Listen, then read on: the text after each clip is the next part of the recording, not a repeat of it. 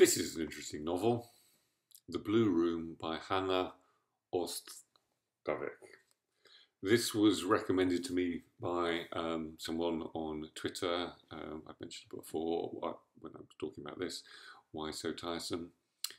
It doesn't have a question mark, but why so tiresome? I think it's because we're all so generally weary. But this is an interesting. The publisher, which I'd never heard of and I can't pronounce, but I imagine it's Peirene. Publishes small, sort of short novels in translation. This novel is Norwegian from a very successful Norwegian writer. It's a very nice cover. It's once again a beautifully published book. Small presses are publishing much nicer books in softback and paperback than any of the big five. I think they are. Maybe there's more of them. Maybe there's less these days, or fewer, I should say. But this is interesting. It's a coming of age novel, and I know this because it says from the coming of age series. But the kind of choice is very odd, or very unusual. We've got a sort of 19-year-old girl who is studying to become a psychologist. She's quite religious. She lives alone with her mother, who seems to be slightly less religious, but actually incredibly overprotective, and at the same time quite distant. So it feels like a very subtle and nuanced relational dynamic between mother and daughter. This idea that the mother thinks the daughter's going to make lots of bad emotional and relational and probably sexual decisions, but is sort of recessive from her life. Where the father is, I don't think we know, and there's a brother elsewhere in the US. But essentially, the main character falls in love for the first time, has a relationship for the first time. Just as a kind of very occasional counterpoint, she has quite violent sexual fantasies. It's not in any way gratuitous. They're just there.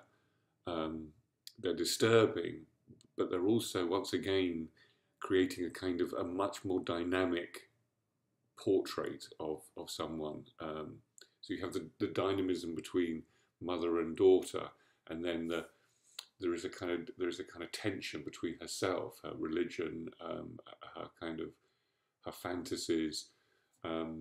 Her boyfriend seems very nice, and they plan to go away and live in the States for a short period of time, even though she's completely devoted to her studies. And he seems a very nice guy, so it's not as though she's making a bad emotional decision or anything. And that's why this is a very, very good book and a very subtle book. But it's told from the moment the novel opens. She's essentially been locked in her room by her mother on the day that she's supposed to leave Norway for the US with her boyfriend. And so it's told in retrospect, in flashbacks, but everything about it. I mean, obviously, the kind of mise en scène of a small town in Norway is feels quite odd and unsettling for us, but it's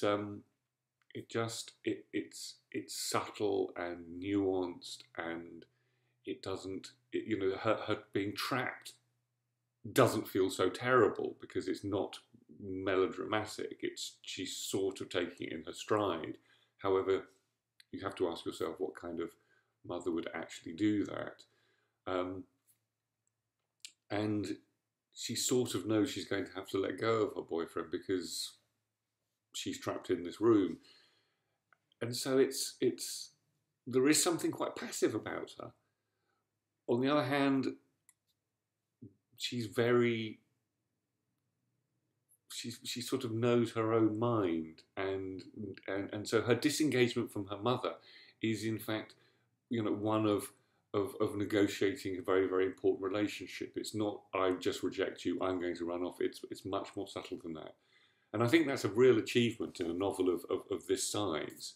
Um, so, if you're interested in the dynamics of parenthood, children and parents, and dynamics of how one feels around that age, late teens, especially if one has faith, and is inexperienced, comes from a broken family, is clever but maybe emotionally a little immature. This is a very, very strong novel, and I thank, I don't know this person's name, I know it's a she, Why So Tiresome, for recommending this, and I urge you to buy it. Thank you.